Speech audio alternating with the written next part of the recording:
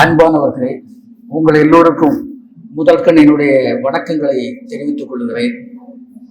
இந்த மேடையும் இந்த அரங்கமும் அருமையாக அமைந்திருக்கிறது. இந்த கல்லூரியினுடைய முதல்வர் துரைஸ் அவர்கள் தலைமை தாங்கி இந்த நிகழ்ச்சியை நடத்தி கொண்டிருக்கிறார்கள். இந்த மாவட்டத்தில் குமரி மாவட்டம் என்று சொல்லுகிற போது உயர்கல்வியினுடைய தொடக்கத்தை குறித்த கல்லூரி இந்த கல்லூரி.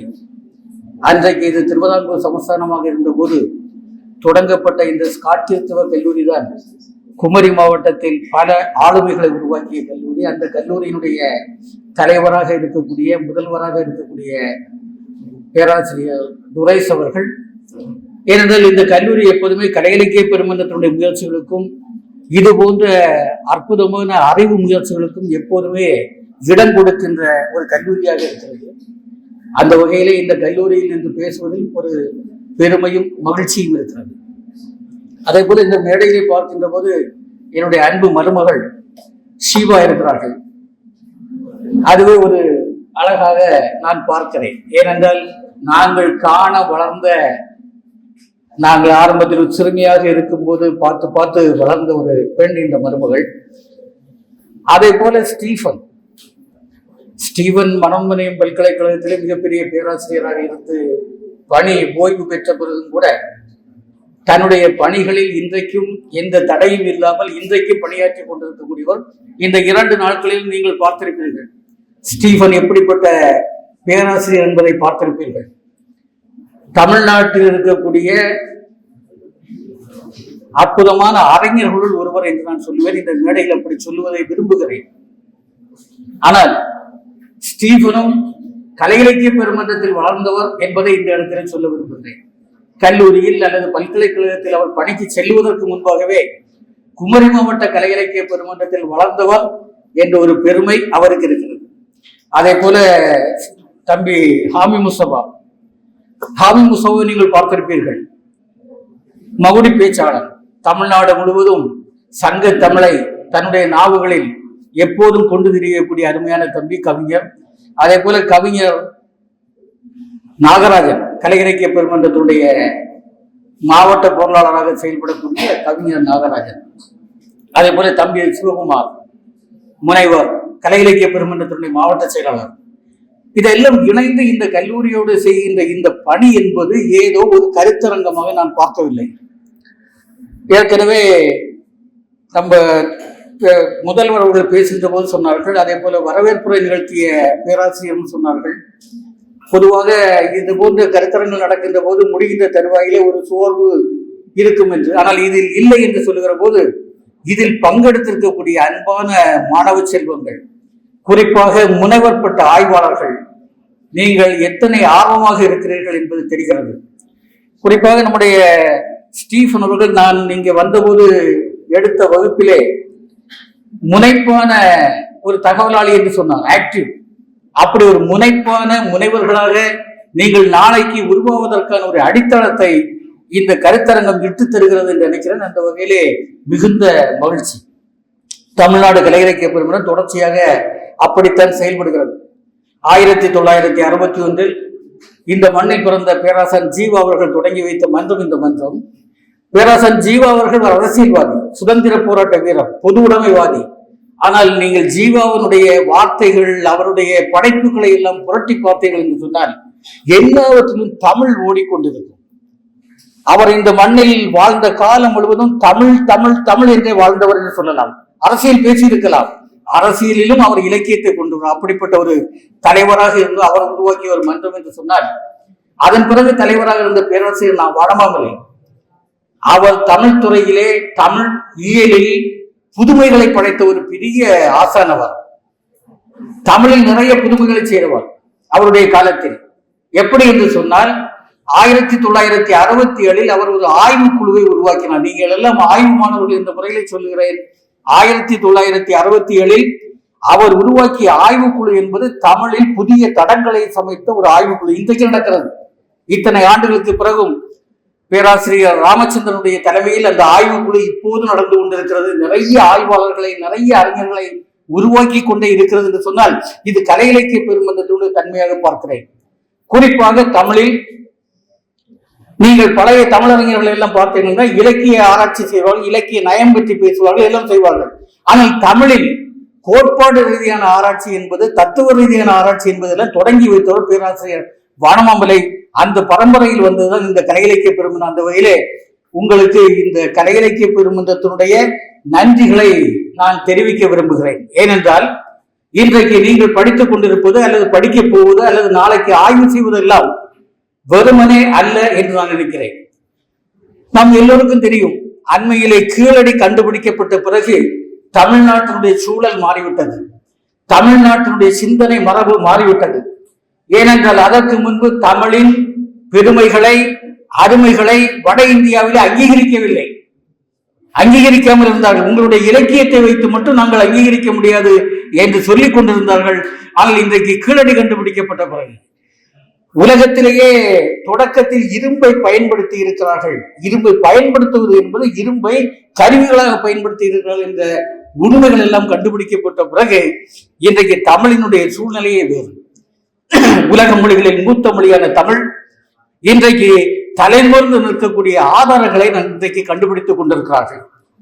தொல்லியல் மூலமாக நிறைய விஷயங்கள் கண்டுபிடிக்கப்படுகின்றன, நமக்கு நாம் அறிவோம்.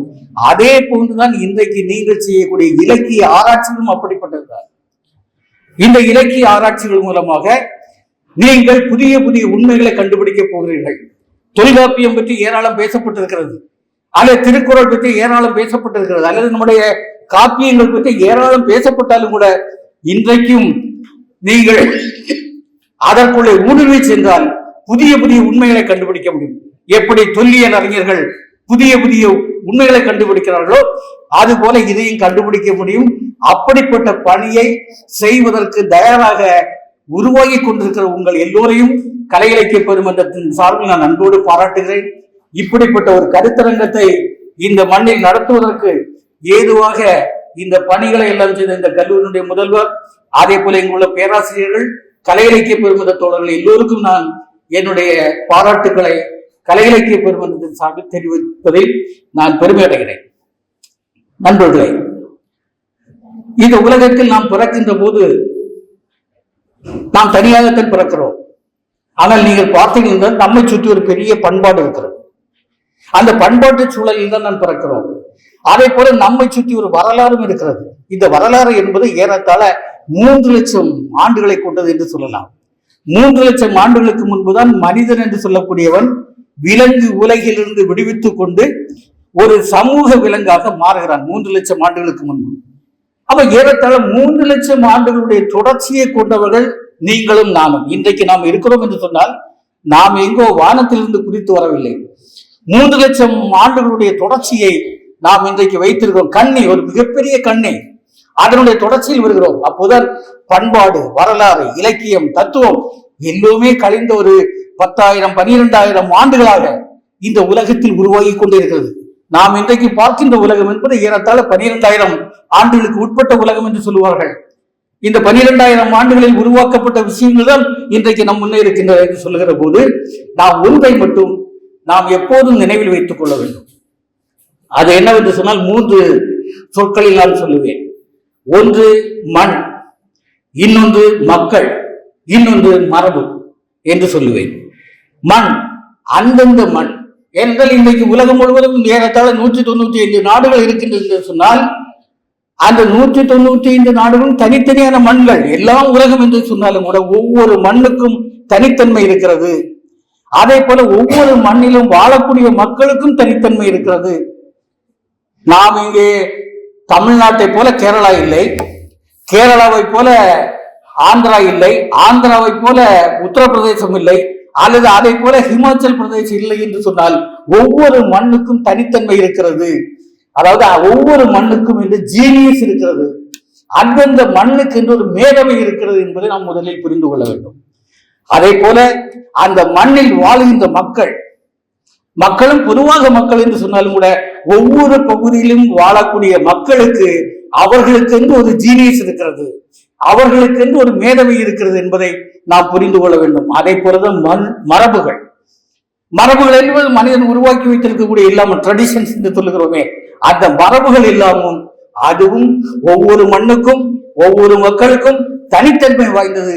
ஒவ்வொன்றுக்கும் ஜீனியஸ் இருக்கிறது. ஜீனியஸ் என்று நான் சொல்வதற்கு காரணம் அது அதற்கு என்று ஒரு முக்கியத்துவம் இருக்கிறது. ஒன்று உயர்ந்தது இன்னொன்று தாழ்ந்தது என்று அல்ல. எல்லா கலாச்சாரங்களும் சமமானவை, எல்லா வரலாறுகளும் சமமானவை, எல்லாம் மனிதன் சம்பந்தப்பட்டது, மக்கள் சம்பந்தப்பட்டது என்ற ஒரு எண்ணத்தோடு இந்த மண், மக்கள், மரபுகள் என்ற ஒரு எண்ணத்தை நாம் நம்முடைய நெஞ்சத்திலே இருத்திக் கொண்டு நீங்கள் ஆராய்ச்சிகளை செய்கிற போது, ஆய்வுகளை செய்கிற போது மிக முக்கியமாக செய்ய வேண்டிய ஒரு விஷயம் என்பதே ஒரு விமர்சன மனப்பான்மையை நாம் உருவாக்கி கொள்ள வேண்டும் என்று நினைக்கிறேன். ஏனென்றால் கிரிட்டிக்கல் ஸ்பிரிட் இல்லாமல் நீங்கள் ஆய்வு செய்ய முடியாது, ஆய்வு முடிவுகளையும் கொண்டு வர முடியாது. என்ற முறையிலே நீங்கள் இந்த அரங்கில் இருந்து நீங்கள் செல்கிற போது, வீடுகளுக்கு செல்கிற போது, தமிழ்நாடு முழுவதும் இருந்து வந்திருக்கிறீர்கள், செல்கிற போது நீங்கள் உங்களுடைய கையிலே கொஞ்சம் கருவிகளை கொண்டு செல்கிறீர்கள். எப்படி தொழிலுக்கு கருவிகள் வேண்டுமோ, தொழில் செய்வதற்கு கருவிகள் வேண்டுமோ, அதுபோல சிந்திப்பதற்கும் கருவிகள் வேண்டும். அந்த கருவிகளைத்தான் இந்த 2 நாளும் இந்த பல அமர்வுகள் மூலமாக நம்முடைய பேராசிரியர்கள் உங்களுக்கு தந்திருக்கிறார்கள். இந்த கருவிகளோடு கொண்டு செல்லுங்கள். இந்த கருவிகளை நீங்கள் பயன்படுத்துங்கள். பயன்படுத்தும் போது நீங்கள் தொடர்ச்சியாக பயன்படுத்தும் போது, நீங்கள் தொடர்ச்சியாக அதை பட்டை தீட்டும் போது அது கூர்மையிடும். அந்த கருவிகள் உங்களுக்கு வழிகாட்டிகளாக அமையும். அந்த முறையிலே உங்களை அன்போடு பண்போடு கலை இலக்கிய பெருமன்றத்தின் சார்பில் வாழ்த்துகின்ற போது, இந்த கலை இலக்கிய பெருமன்றம் கூட்டங்களை மட்டும் நடத்தாமல், குறிப்பாக குமரி மாவட்ட கலை இலக்கிய பெருமன்றம் திணை என்ற ஒரு பத்திரிகை நடத்தி கொண்டிருப்பதை நீங்கள் அறிவீர்கள். சற்று முன்பு தம்பி முஸ்தபா அறிமுகம் செய்து பேசினார். காலாண்டு இதழ் கல்லூரி மாணவர்களுக்கு, குறிப்பாக முனைவர் பட்ட படிக்கின்ற மாணவர்களுக்கு பயன்பாடு மிக்க ஒன்றாக இருக்கும். நீங்கள் எழுதலாம், அது மூலமும் நீங்கள் வளர முடியும். அதுபோல தமிழ்நாடு முழுவதும் கலை இலக்கிய பெருமன்ற அமைப்புகள் இருக்கின்றன. அவற்றோடு தொடர்பு கொண்டு நீங்கள் உங்களுடைய ஆய்வு பயணத்தை, உங்களுடைய சமூக வாழ்க்கையை ஒரு சிறந்த வாழ்க்கையாக நீங்கள் ஆக்கிட, நீங்கள் அதற்கு வேண்டி உழைத்திட உங்களை அன்போடு வாழ்க்கை முடிக்கின்றேன். நன்றி, வணக்கம்.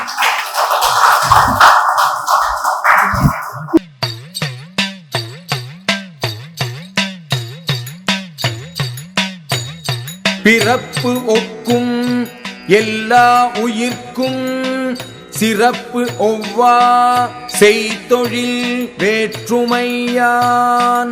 பிறப்பு ஒக்கும் எல்லா உயிர்க்கும் சிறப்பு ஒவ்வா செய்தொழில் வேற்றுமையான்.